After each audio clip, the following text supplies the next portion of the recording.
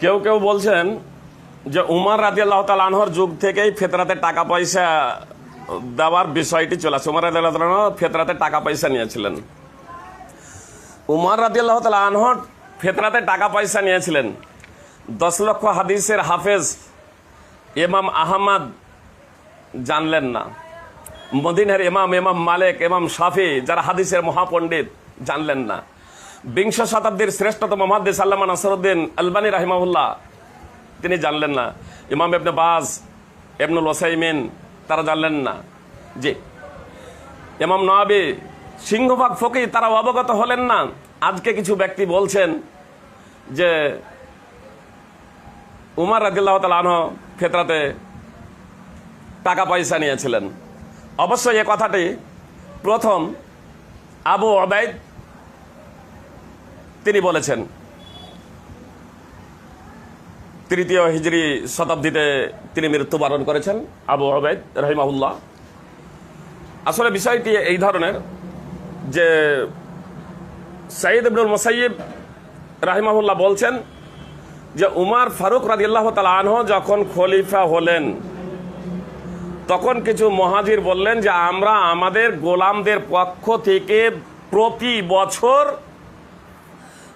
10 দিরহাম দিব। 10 দিরহাম দেওয়াটাকে আমরা পছন্দ করছি।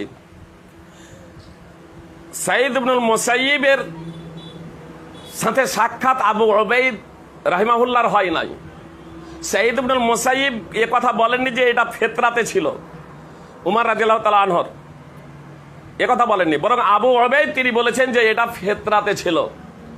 তাহলে পরে, অনেক পরে বললেন আবু উবাইদ আসলে কি এটা ফিতরাতে ছিল?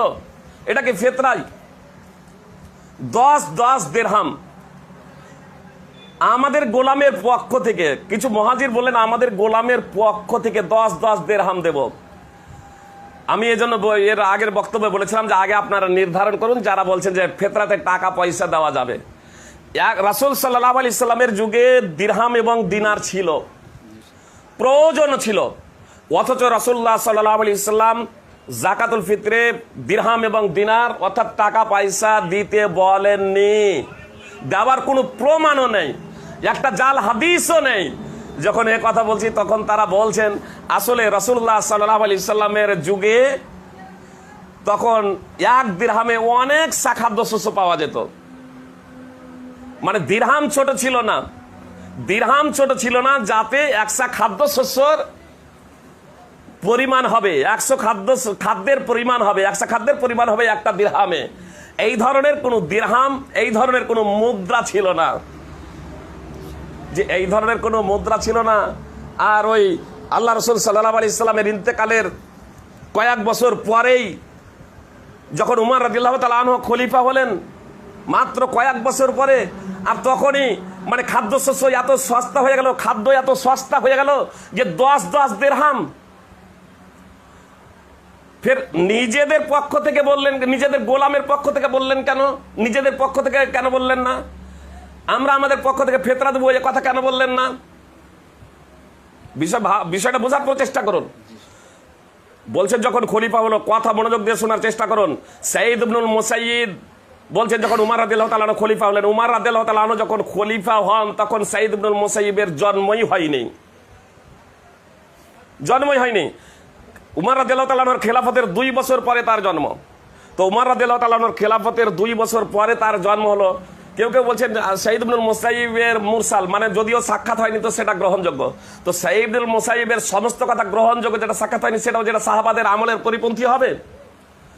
যেখানে আবু সাইদ খুদরি রাদিয়াল্লাহু তাআলা আনহু বলছেন, আবু সাইদ খুদরি রাদিয়াল্লাহু তাআলা আনহু স্পষ্টভাবে বলছেন যে মুয়াবিয়া বিন আবু সুফিয়ানের আসার আগে পর্যন্ত আমরা 100 খাদ্য দিতাম।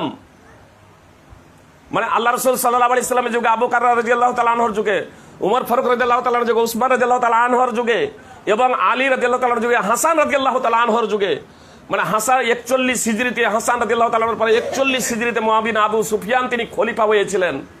আর যখন খলিফা হওয়ার পরে যখন উমরা বা হজে এসেছিলেন তখন তিনি খেজুর 100 একসা খেজুরকে একসা মদিনার দুসা খেজুর সমপরিমাণ একসা গম ধরেছিলেন, অর্থাৎ অর্ধসা গমকে মদিনার একসা খেজুরের সমপরিমাণ তিনি গণ্য করেছিলেন। বলছে এটা আমি মনে করছি, মুআবিয়া বিন আবু সুফিয়ান। জি, তাহলে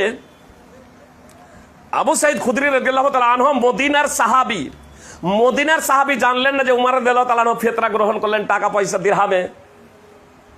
আর যার জন্মই ছিল না, যার জন্মই হয়নি উমর রাদিয়াল্লাহু তাআলা আনহুর সেই খেলাফতের সময়, পরবর্তীতে একজন কথা বললেন, তার কথা এখানে গ্রহণযোগ্য হয়ে যাবে।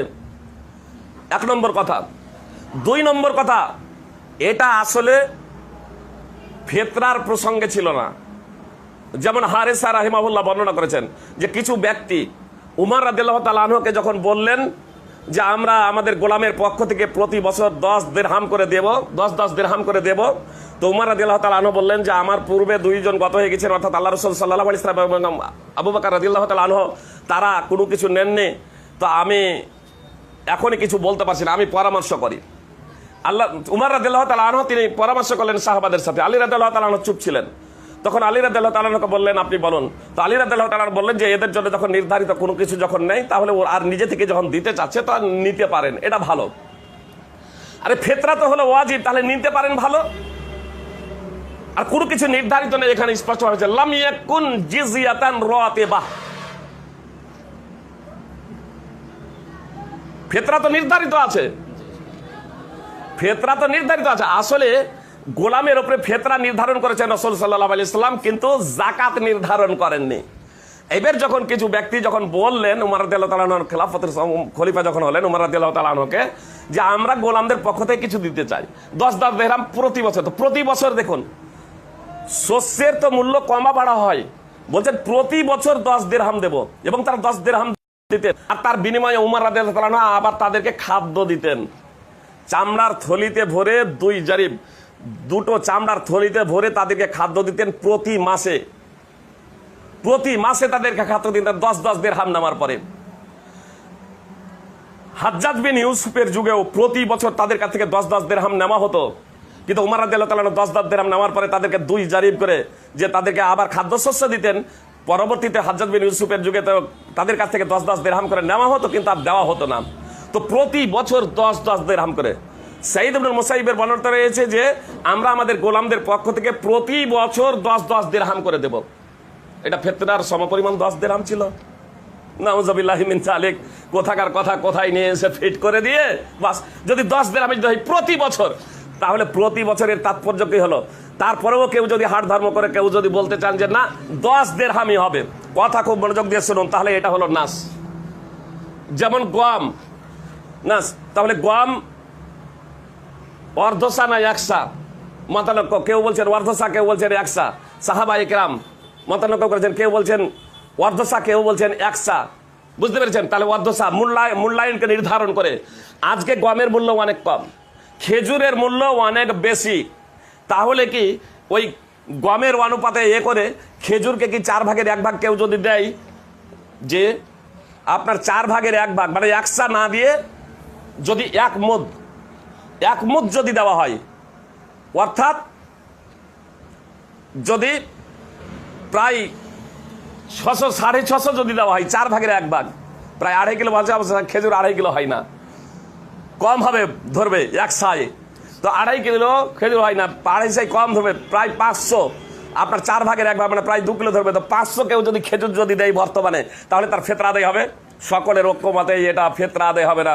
যে নাসে মূল্য যাই হোক না কেন, নাস যেটা আছে নাস দিতে হবে, নাস অনুযায়ী করতে হবে। তো উমরের এটা যদি প্রমাণ যদি হয়ে যায় ফিতরাতে খাদ্যশস্যের, এক তো প্রমাণিত নয়, আর কেউ যদি হাট ধর্মী করে বলে যে না এটা আমরা প্রমাণ মানছি, তাহলে প্রমাণ মানছি আপনার নাস, সেখানে আপনার কম দেওয়া যাবে না 10 দিরহাম।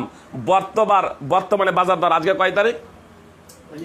31, এই মার্চের শেষে। আজকের বাজার দর অনুযায়ী 10 দিরহামের দাম প্রায় 2200 টাকা।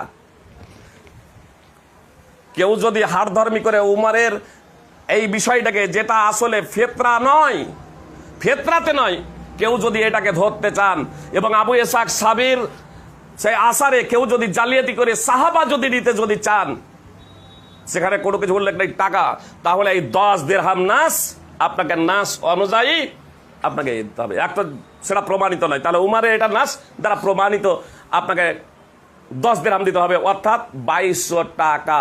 অবশ্য 2200 টাকা দিলে এটা কি বলবেন যে ফাইজি সাহেব এটা কি জায়েজ, তাহলে তার ফিতরা কবুল হবে? তো কবুল হবে কি হবে না এ কথা আমি বলতে পারবো না। কেউ যদি খাদ্য দেন তাহলে ইনশাল্লাহ কবুল হবে, যেহেতু এটা হাদিস সম্মত। আর যদি ফিতরা টাকা পয়সা দেন আপনার হবে কি হবে না, আমি এ কথা বলতে পারবো যে যারা বলছেন যে কিছু ব্যক্তি আছে যে হবে, তাদের মতে হবে, আর অধিকাংশ যারা ফকি যারা চিন্তাবিদ যারা বলছেন যে হবে না, তাদের মতে হবে না। যদি আমার কাছে যদি পরামর্শ চান তাহলে আল্লাহ যে পরামর্শ আমাদেরকে দিয়েছেন, আল্লাহ যা নির্দেশ দিয়েছেন আমি সেই কথাটাই বলবো। আল্লাহ বলছেন যখনই আপসে কোনো মতভেদ বা মতবিরোধ হয়ে যাবে, সমস্যার সমাধানের জন্য আল্লাহ এবং রাসূলের দিকে প্রত্যাবর্তন করো, অর্থাৎ কোরআন এবং সুন্নাহর দিকে। আর কোরআন এবং সুন্নাহ দ্বারা এটাই প্রমাণিত যে কাফফারাতে যাকাতুল ফিত্রে একমাত্র খাদ্য প্রমাণিত, টাকা পয়সা নয়।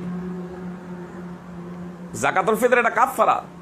রাসূল সাল্লাল্লাহু আলাইহি সাল্লাম বলেছেন তুহরাতাল লিসাইবে মিনাল লাগবি ওয়া রাফাস ওয়া তু'মাতাল লিল মাসাকিন।